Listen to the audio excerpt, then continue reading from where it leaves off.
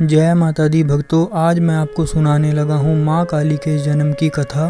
भक्तों, 99% इंडियंस को यह पता ही नहीं है कि माँ काली का जन्म कैसे हुआ था और कब हुआ था।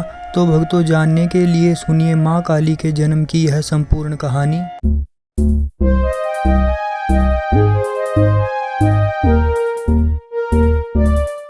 भक्तों, सभी देवी देवताओं के जन्म की कई कहानियाँ प्रचलित हैं और बिल्कुल इसी तरह माँ काली के जन्म से जुड़ी कई कथाएं सुनाई जाती हैं। उन सभी कथाओं में से एक कहानी है जो सबसे ज़्यादा प्रचलित है, उसे सुनिए।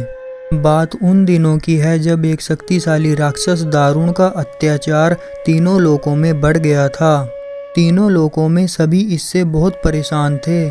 सारे देवता दारुण के हाथों मात खा चुके थे। दारुण को वरदान मिला था कि उसकी मृत्यु एक स्त्री के हाथों ही हो सकती है।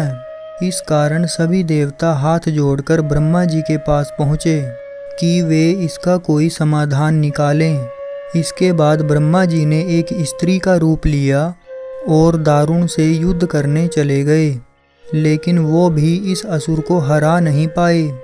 अंत में सभी देवता ब्रह्मा जी के साथ भगवान शिव के पास गए और उनसे प्रार्थना की कि वे कुछ करें। सभी की प्रार्थना सुनने के बाद शिवजी ने मुस्कुराते हुए माता पार्वती की तरफ देखा।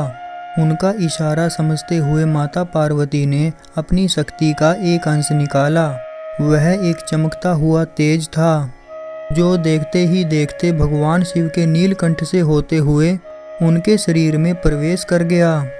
इसके बाद भगवान शिव ने अपनी तीसरी आंख खोली और तीनों लोग थर-थर कांपने लगे। भगवान शिव की तीसरी आंख खुलने के बाद वह शक्ति उनकी तीसरी आंख से बाहर निकली, जिसे देखकर वहां खड़े सारे देवता घबरा गए। उस शक्ति ने एक रौद्र और विशाल स्त्री का रूप ले लिया था। उनका रंग रात सा काला गहरा और जुबान खून जैसी लाल थी। चेहरे पर आग सा तेज था और माथे पर तीसरी आंख थी। तो भक्तों, इस तरह राक्षसों को खत्म करने के लिए हुआ माँ काली का जन्म। इसके बाद कुछ ही देर में उन्होंने राक्षस दारुण और उसकी सेना का नाश कर दिया। उन सभी दानवों को खत्म करने के बाद भी माँ काली का गुस्सा शांत नहीं हो रहा था। इसके बाद उनका गुस्सा शांत करने के लिए भगवान शिव ने एक बच्चे का रूप लिया और उनके सामने आ गए। भगवान शिव को देखते ही माँ काली का गुस्सा शांत हो गया और उन्होंने इस बच्चे को अपनी गोद में उठा लिया। तो भक्तों, ये थी माँ काली के जन्म की कहानी। आपको कैसी लगी प्लीज़ लाइक, शेयर और कमेंट करके ज़रूर बताना। और हाँ भक्तों, मेरी आने वाली कहानियों को सुनने के लिए चैनल को सब्सक्राइब करना और बेल आइकन को प्रेस करना ना भूलना। जय माँ महाकाली।